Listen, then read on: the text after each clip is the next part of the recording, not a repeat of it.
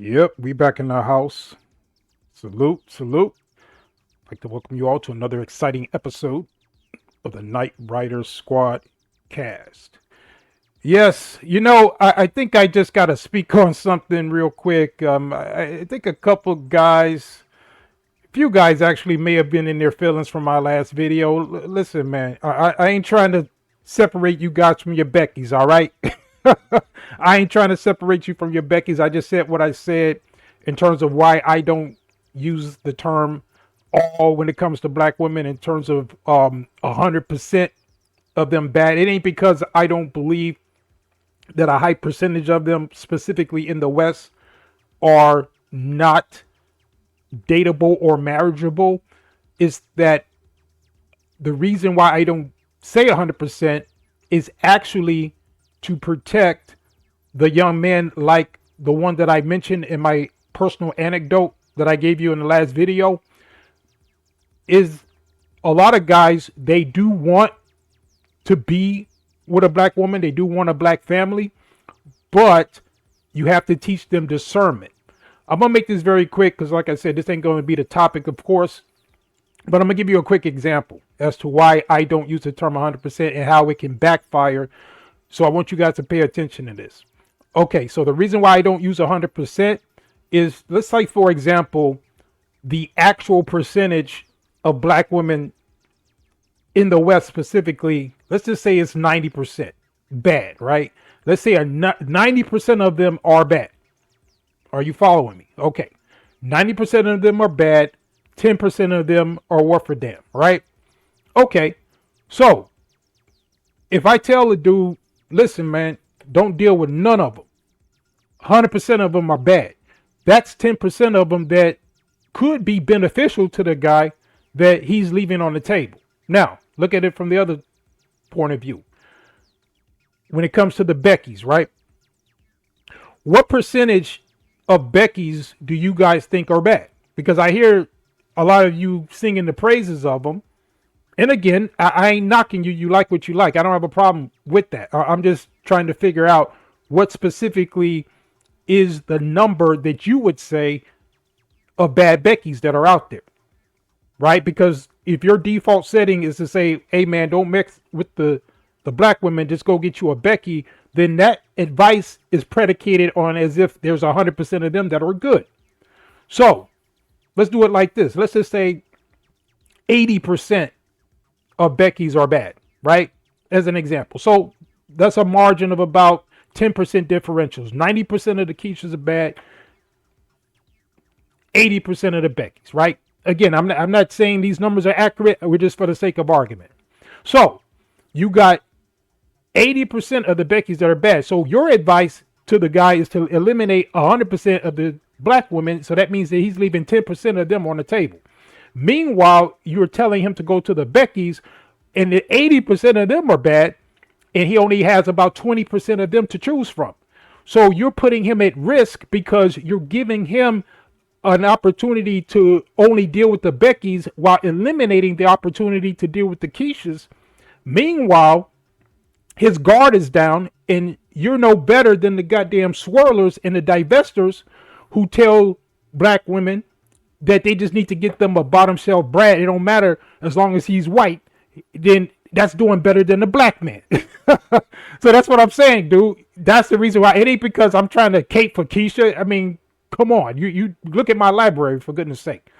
I'm talking about from the standpoint of protecting the men, just like I had to teach the young man that I told you about in my last video. Because truth be told, I didn't even advise him to get married. At least he took my advice up until the point where, he got almost out of his 20s. He didn't settle down until he got into his late 20s, early 30s. So I was proud of that. He didn't have no kids. So I did help him to do that. But he wanted to have a family, and he went on and did it. And it worked out for him because I did help him with discernment.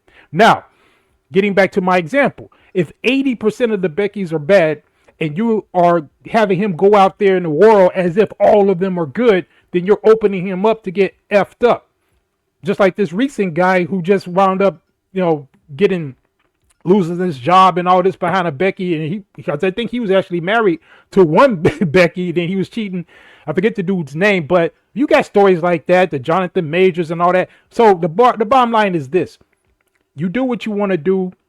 I ain't got nothing to do with it. I'm just saying that I have a rationale, a logical rationale that can't nobody debunk as to why I'm saying what I'm saying. And I'm using it based on numbers.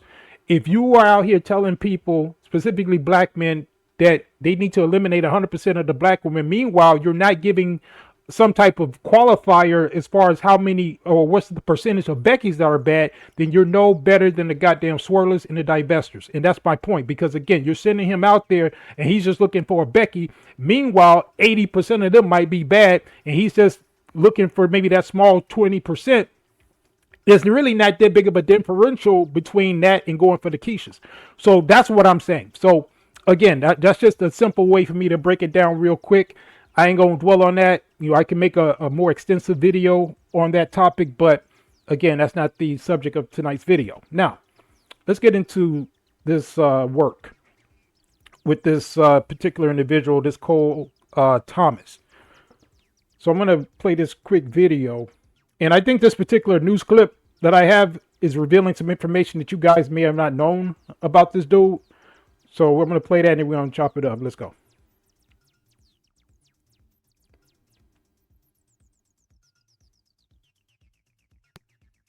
Face down and in handcuffs. This is how the world was introduced to Cole Tomas Allen, with US President Donald Trump posting these images to social media with no caption or context. ABC News Verify has forensically analysed his digital footprint to learn about the 31-year-old's past and beliefs. Allen lived in Torrance, California, on the fringe of Los Angeles. The action of one person does not represent the entire city. The suspect traveled by train from Los Angeles to Chicago and then not Chi-Town. Chicago to Washington, D.C., where he checked into the hotel where the correspondence center was at. His digital CV shows off his intelligence, attending the prestigious college Caltech, where he studied mechanical engineering, and proudly developed a prototype for an improved wheelchair safety brake. The idea with this is to prevent it from moving at all. He then graduated in 2025 with a Master's of Computer Science from California State University. Okay, so I know some people have been kicking around the idea that this whole thing may have been staged, which could very well be true, right? However, that still doesn't negate the fact that this dude, who allegedly is supposed to be so smart, would do something so boneheaded as to put himself out there like this, not to mention the image that he's presented for himself individually into the group to which he belongs, which is going to tie into my larger point of this video, which is the image of the mixed or mulatto man with the identity crisis, and how a lot of these guys, unfortunately, I think, are going to start doing more outlandish stuff like this if you pay attention to what's kind of been going on in the spaces where these guys are making videos. Because like I told you before, how I even found out about this, I was talking about the dynamic between the unambiguous black women and then the so-called exoticals, right? The mixed women. And I just started, dealing with that because that was something that we were talking about way back in the day. And I noticed that some videos were kept popping up about these dudes who were just talking very negative about, black men, right? That is to say, darker skinned men. And I was like, this is kind of weird because I wasn't familiar with that. So I just kind of listened to a couple of videos and come to find out there's like this whole undercurrent of guys who are bitter and they feel some type of way about the current state of the their relationship to the larger black community, as it were.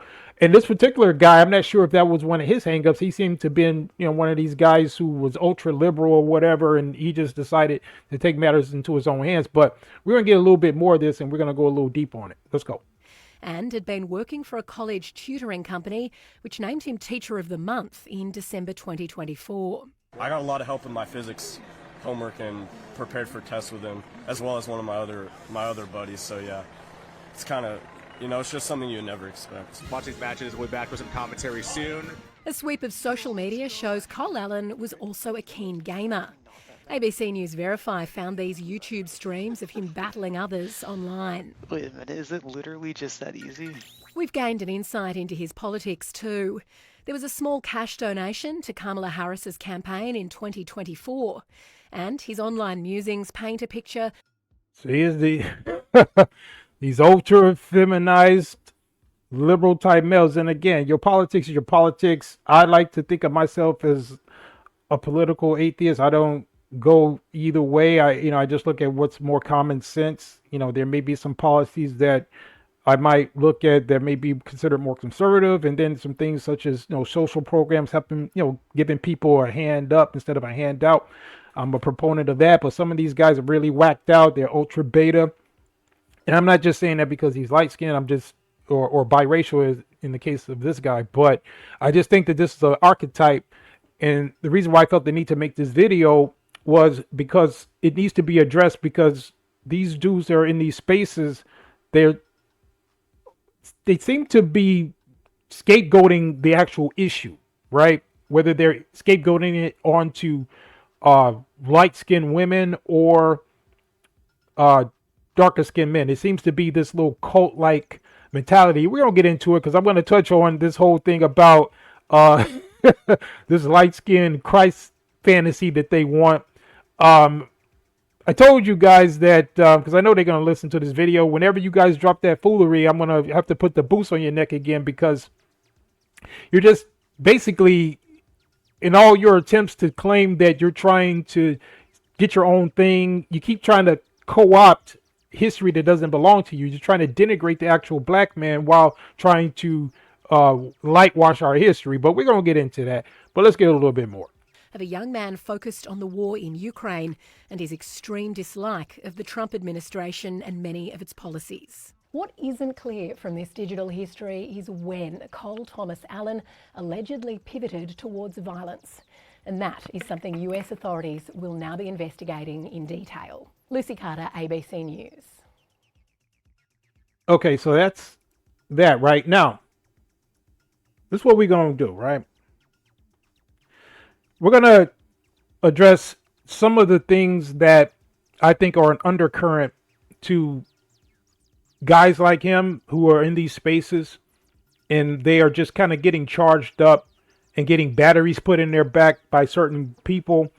Now, we mentioned this individual in the past, and I'm going to put her up on the screen again so that you can see her for your viewing pleasure. And Hey, YouTube, is this? I'm going somewhere with this. So yeah, I mean, this particular individual that we coined as, because her name is Ginger, right? But we call her Ginger the Hut for obvious reasons. You might notice a stark similarity with regard to her appearance to this particular character that we're about to slide up on the screen. So there's a nice little likeness there. Oh, you know what? I missed something. We can't do it without the added touch of the scarlet wig. We got to get... I'm not trying to roast her, but I mean, come on. Do you not see the spitting image between this woman that we call Ginger the Hut? I cut off part of the face, but you can see the little scarlet wig right there. But anyway, I'm not going to turn this into a roasting session. But I thought wearing black was supposed to make you look slimmer, but mission failed. But anywho, this particular individual, the reason why I have her on the screen is because, as I mentioned in Secret War episode 4, when we first brought this individual to your attention, we mentioned the fact that she was putting batteries in these light-skinned dudes' back, and she, for some reason, she keeps trying to create this narrative that darker skin, that is to say actual black men, are somehow, quote, jealous of light-skinned men. She even went so far as to claim that darker skinned men are homosexual, as if homosexuality is somehow highly concentrated among black people, when black men in particular are some of the least homosexual men on the planet. Let me prove it, because you know how we do over here. I don't just be talking. I can show you actual data, something that her and her ilk are not capable of doing. But let me show you something real quick before we get into this work. Now, you look at this chart right here. This is from Statista, and this is the best and worst countries for LGBTQ travelers. So what that means, in other words, which countries are more tolerant to that type of endeavor? As you can see on this map, most of the places that are go zones, meaning they will get welcomed with open arms, are either European or multiracial communities. The most negative places are in Africa. Nearly the entire continent of Africa is not LGBTQ friendly. Look at that. The whole damn continent is damn near red, because that's what it means, least safe. That means you can't go over there with that behavior without there being consequences and repercussions.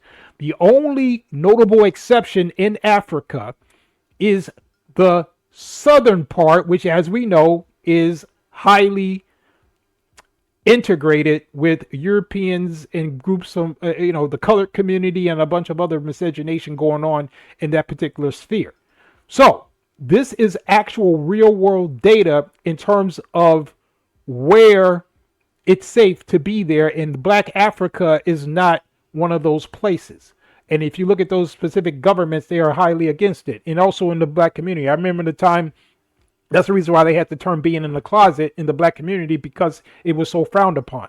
But somehow, some way, this particular grimace looking individual has put the narrative out here that Black men are somehow homosexual. But anyway, the other reason why I want to put her on the screen, not to gross you out or anything, but to show you that it's women like this who keep gassing these guys up. Because I noticed that the attractive, lighter complected females are not the ones doing it. It's always these. Man, let me stop. Man, I'm not trying to roast her, but come on. This type of phenotype that you see here is normally the type of women who are talking this ridiculous foolery.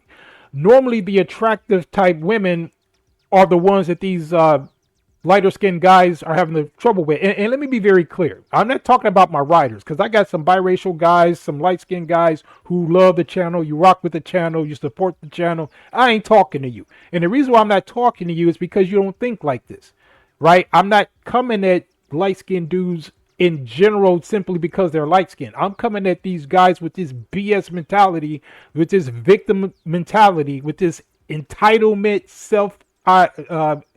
identity crisis having dudes who want to come online, talk all this madness, and then they turn around and want to blame everybody else for their problems.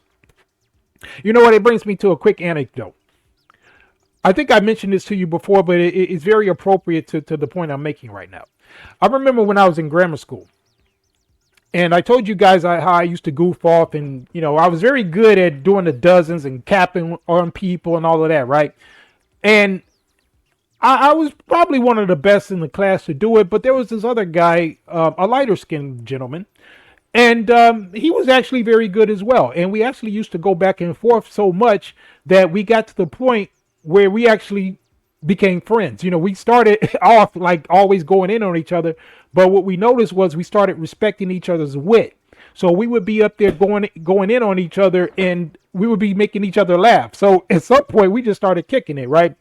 And the funny thing about it is the guy was always getting into it with other people, because what he would do once he started capping on people, he didn't give a damn until, he would stay on you until you cried, right? He would just go in on you. Unlike myself, who, if somebody wasn't fighting back, then I would leave them alone, right? Because I always wanted a challenge, right? That was just my personality. I wasn't a bully, right? So, long story short, this dude was always getting into it with people, fighting people and all of this. He was even getting into it with people that I was cool with, right? So one day we was chilling. I think we were on recess or something because I think we were in 7th or 8th grade, right? So we happened because he actually lived right down the street from our school. So we over his crib, and I just happened to ask him. I'm like, "Yo, man, how come you always getting into it? How come you always fighting?" Because again, everybody, it's like damn near the whole school wanted to kick his ass, but he got some type of weird joy about just kind of capping on people to the point where, you know, even though they didn't have any comebacks, he would just stay on them, right? But I asked him, I said, "Man, why you always get into it with people like that?" You know what that fool told me? He was like, "Yeah, man, they just hate me because I'm light skinned and cute." I was like, and that was the first time I had ever heard anything like that. I must have been all of about, what, 13 or 14 years old. And that was the first time I ever heard somebody say that. And that was the first time I witnessed what would be considered a lack of situational awareness or perception, even though I didn't have the words at that time to describe what was going on, because, you know, I was a kid. So I didn't understand how someone could be that delusional about, because I knew the reason why, but I just wanted to hear from his point of view, because he just seemed to be like, you know, getting into it all the time. And his response was, yeah, because he was light skinned and cute. And I'm like, this is literally the same thing that you see these guys doing online. Just like when it came to that situation with Drake. They all want to say that people were hating on Drake and had a problem with him because he was light skinned. Meanwhile, look at all the effery he's been doing that we pointed out, such as sleeping with his mentor, Lil Wayne's woman, while he was locked up, doing all this type of foolery that Drake has done. And meanwhile, they reduce it to him just being light skinned. It's crazy. Now, this same individual, this guy that I was friends with in grammar school, another situation we had was we was all, you know, sitting around. It was him, me, and two other girls, right? Now, these two girls were light skinned, and they would be what would be considered attractive, unlike this specimen on the screen here. Yeah, but they were attractive girls, and one of them was kind of like the lead girl. You know what I mean? Like in the case of me and him, nobody was the leader. Me and him were just kicking it. But you know how girls have like the most popular one would become the leader, and then she have a little wing girl or whatever it is. So they were sitting with us because we had a substitute teacher, and he kind of let us sit wherever we wanted to sit. But long story short, we're sitting together, and one of the girls, the lead girl, says, "Yeah, we all need to go on a double date." And then she looked at me, she's like, "Yeah, you can go with me, or you can take me, and then he can go with her." And I kid you not, the dude was like, "Oh, well, what, you don't want to go with me?" And then I was looking at him like, "What, do you like her or something?" I didn't say nothing, but I was like, I noticed his demeanor changed. And I don't know, maybe he did like her, or maybe he just didn't like the fact that she kind of chose up on me instead of him. And he thought that since he was, quote, light skinned and cute, that why would the girl like me over him? So after that, needless to say, we wasn't really cool after that. And it was kind of weird to me that he responded the way he did. But I say that to say these people like her and these other creators that's out here, they keep trying to create this narrative that somehow someone's jealous of them. And this woman right here got the nerve to be thinking just simply because she's of a lighter hue that somehow she's desirable. And see, this is the damage that has happened because of self-hating Negroes who don't have their own standard, that you get grifters like this, because I'm not even sure what her background is. I don't even feel comfortable calling this a black woman. Black women, do you want this as your representation? She looks like some type of chubby chalupa, Filipino / Puerto Rican. I don't know what the hell's going on, but this particular individual has it in her mind that simply because she's light-skinned and these light-skinned dudes, that somehow someone's jealous of them. Let me set the record straight. Never in my life have I ever been jealous of a light-skinned dude. I'm going to tell you flat out, I've had light-skinned friends. I've been around light-skinned dudes. I've never in my life ever had any type of feeling of jealousy or envy at all. So this is a complete deflection from their own character flaws, thinking that because we're talking about them, I'm doing it in response to this BS I keep hearing. I don't give a good goddamn about what they're talking about outside of when they keep trying to shoehorn us into the conversation.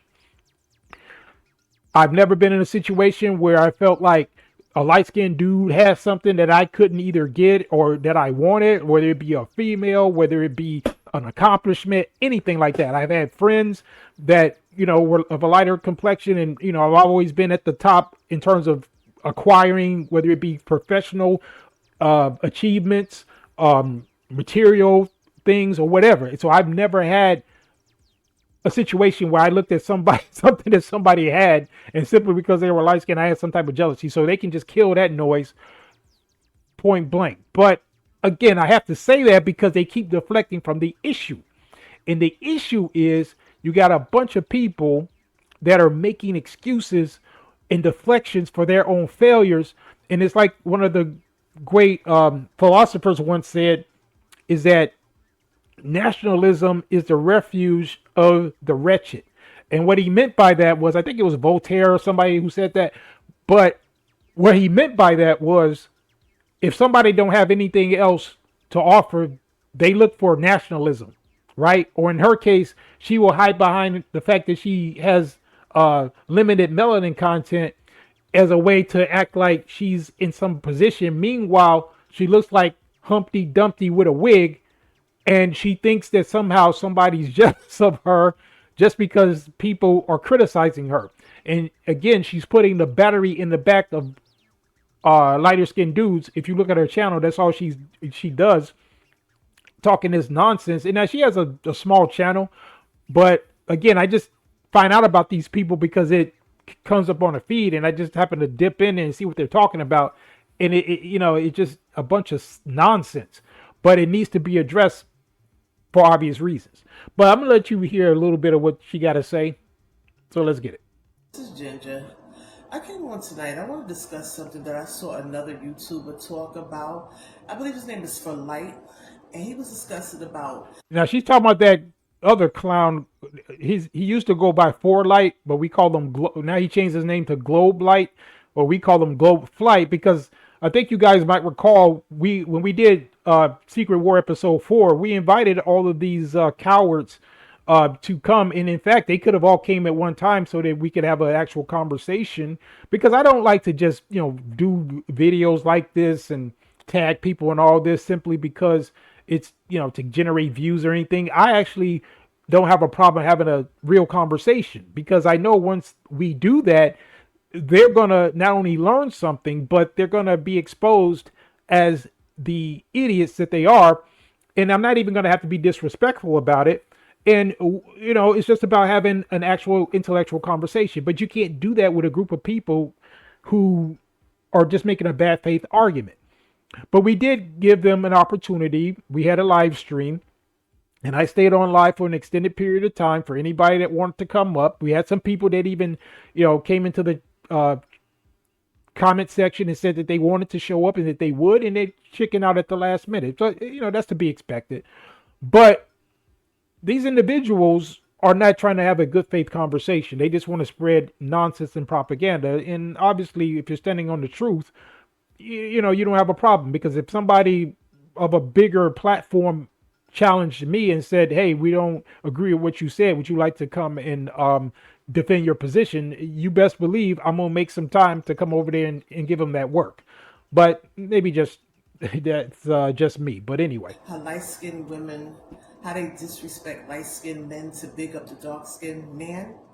And it just was so funny to me because... Okay, so she's saying that the light-skinned women are disrespecting light-skinned men for dark-skinned men. I've already addressed stuff like this. If you look at that other video that we dropped about if dark-skinned men are hypnotizing light-skinned women to hate light-skinned men. So this is, once again, a bunch of deflection. Meanwhile, they're not looking in the mirror. For obvious reasons, you would see why she don't want to look in the mirror. But these light-skinned men who are out here crying and screeching and wailing, they are not looking in the mirror to see why exactly they're in the position they're in, but they just want to deflect and, scapegoat everybody except themselves. But let's get it.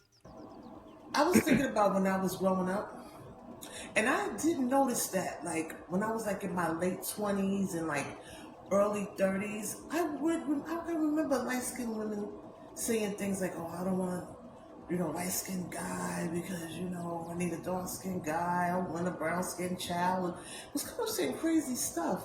And they would recite things like, oh, he's soft or he's conceited, he's emotional. And I was listening to his commentary. He's right. They're getting this from dark-skinned men because dark-skinned men talk like this. Okay, now you see how she's deflecting it onto dark skinned men. She ain't even paying attention to what the lighter skinned women are saying. So it's not like they have a preference or they have agency to, have their own opinion. No, it's once again this boogeyman of a dark skinned man who's putting a probe in these women's mind, and we're controlling them by feeding them this information that these light-skinned men, it ain't got nothing to do with their own personal experiences, right? It ain't like that they've actually experienced a light-skinned man that's behaved like this, because that don't happen, right? It's just the dark-skinned men that have come and we got them on some type of table, and we're putting probes all up in their orifices, and we're injecting this information into them.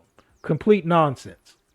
Okay, and it's like, it made me think about when I used to hear people say, oh, I don't like some guys because they're pretty boys. That saying came from dark-skinned guys, calling light-skinned guys pretty boys. I would not say that came from dark-skinned men. I think it came from themselves because, like I told you, the first time I ever heard about them referring to themselves as pretty or cute, because I never refer to myself as that. I think that's effeminate. Why would you want to be cute or pretty? I mean, come on. The word is handsome if you're an actual good-looking man, right? So, like I told you with that example that I said earlier, that he was the one that called himself cute. I didn't never think of him as being cute. I don't look at men like that. So, how the hell you gonna say it came from men? No, that's a self-description. Every light-skinned dude that thinks like that comes from within, or some woman who told him that. Ain't no man told no man that. But you see how they're trying to deflect. Disgusting. But anyway, I don't know about you, but I I think I've had enough of looking at her, right? But I just wanted to point that out because that's part of the problem. And again, I don't want this video to be too long, but one of the main things that I want to talk about is I seen this guy, one of the other culprits who had the open invitation to show up to the live stream, who likes to run his mouth about history and so forth, and he's Mr. Lightwasher of history. So he made a video recently that came up on my feed, and again, I promise you, I didn't go looking for this stuff, but in light of the situation with Mr. Cole, I just felt it to be appropriate to kind of revisit this topic because I did say that whenever these guys come out with this foolery that I was going to address it, and he came out with another goofy-ass video once again trying to create this narrative of a light-skinned Christ. And again, guys, I know some of you feel like, it's a debate as to whether or not this was a historic figure and all of that. Again, we're not going to get into that. We're just going to address it based on the available information that's listed in the Bible, as well as some other information that will be provided. And again, this ain't going to take long because I'm just going to kind of debunk this real quick, but I'm going to show you some things that this dude said.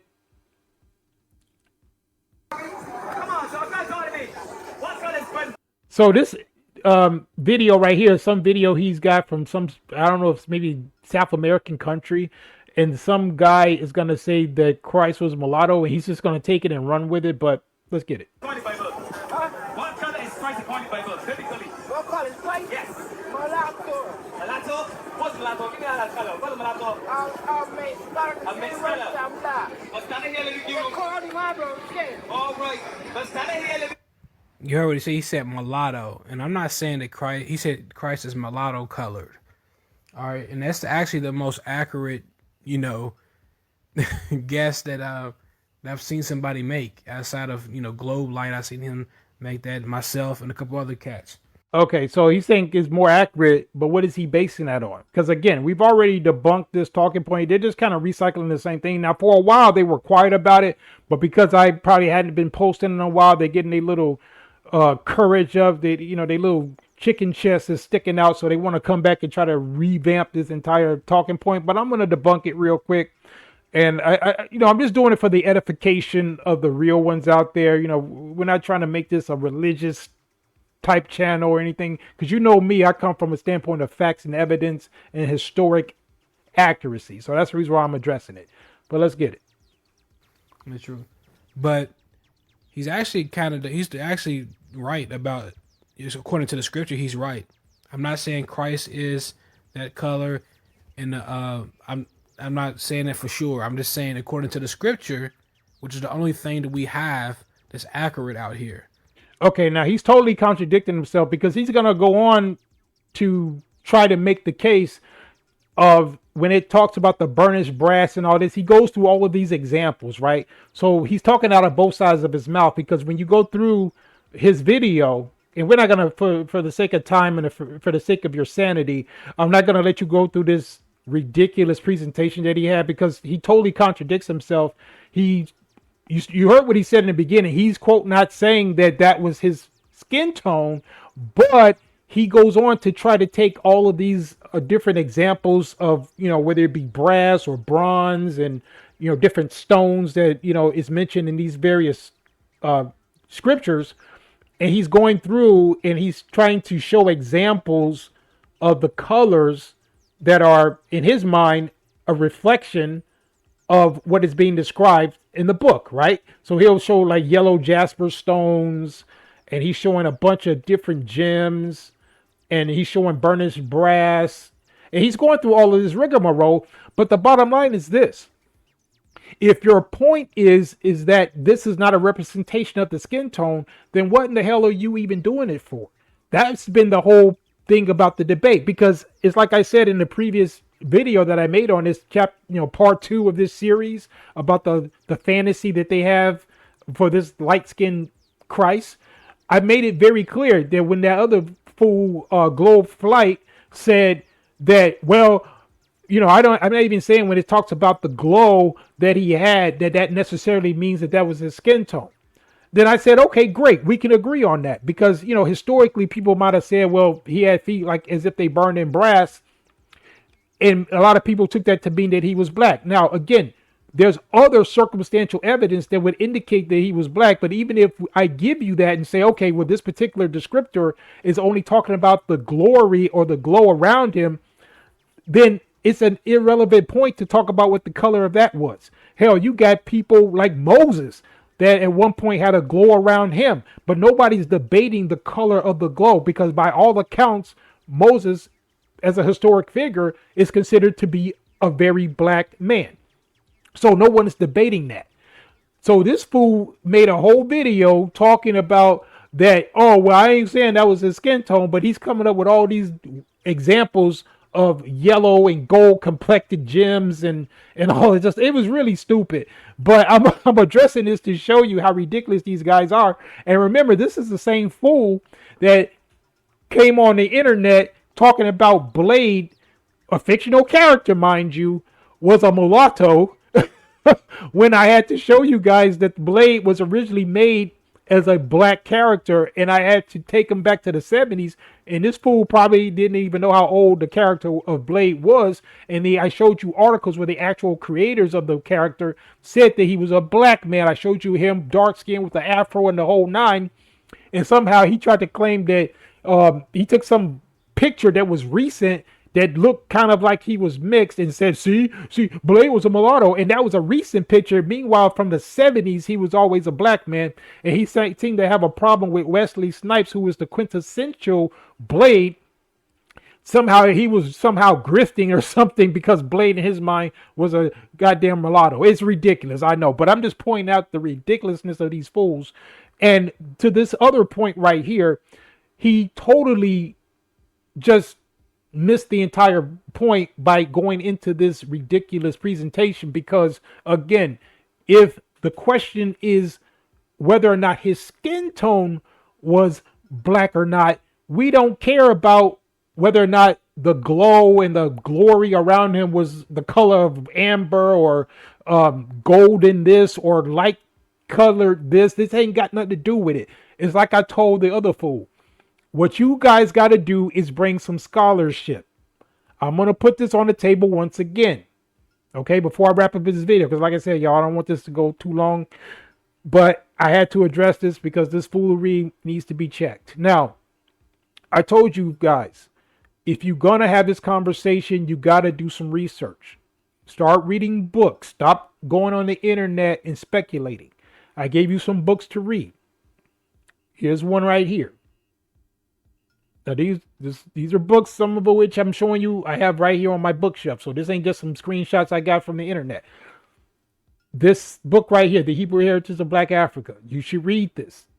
If you want to get a look at what the actual people looked like, right? Because it's one thing to talk about what Christ allegedly looked like, but if he was from a specific tribe, which is supposed to be the tribe of Judah, then that's a family. So that means that he would look like his family, right? So therefore, you have to find out what his family looked like. And for that, you can do some research. I'm giving you books. Here's another one. Talking about it's El Libro Negro de la Inquisición. Talks about what the tribe of Judah looked like in the Iberian Peninsula and how they went down into West Africa. Here's another one. You notice they don't ever quote books, right? Here's another book.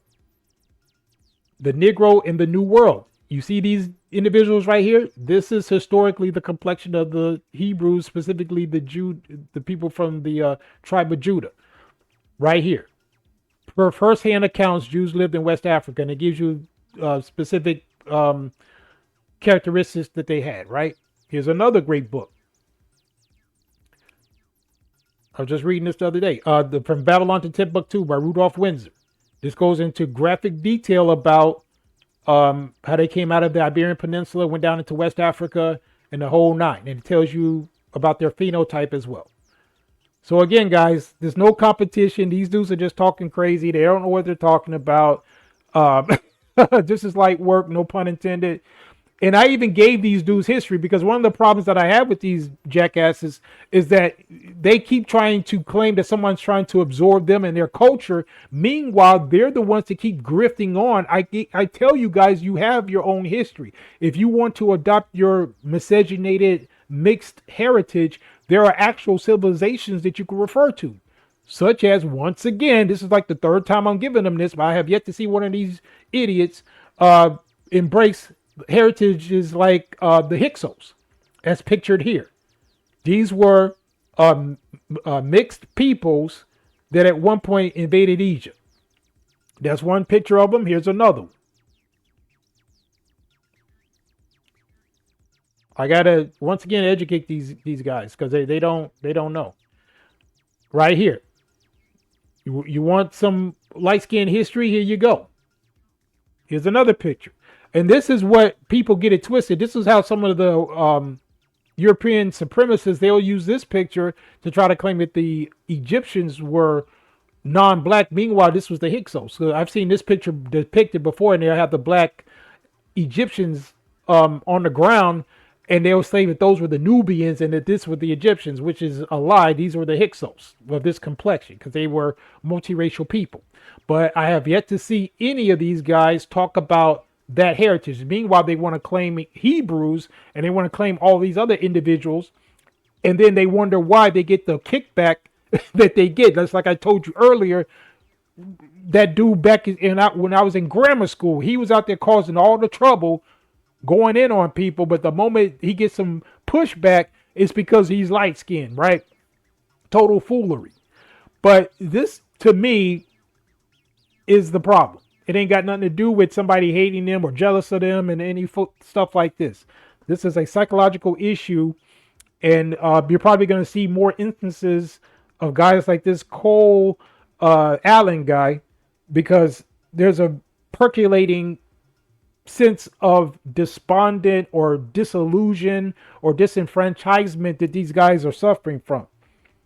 And just like you see that situation with what was going on in South Africa, right? Because everywhere you have these societies where these people are like that, there's always some negative consequences. A lot of you may be looking at what's going on in South Africa, for example, and thinking that's just an African thing. But meanwhile, those videos that you see, those are from the colored community. A lot of those people who are attacking the Africans that are coming from those other places, it's because they feel disenfranchised and they feel like they didn't have proper representation. And one of those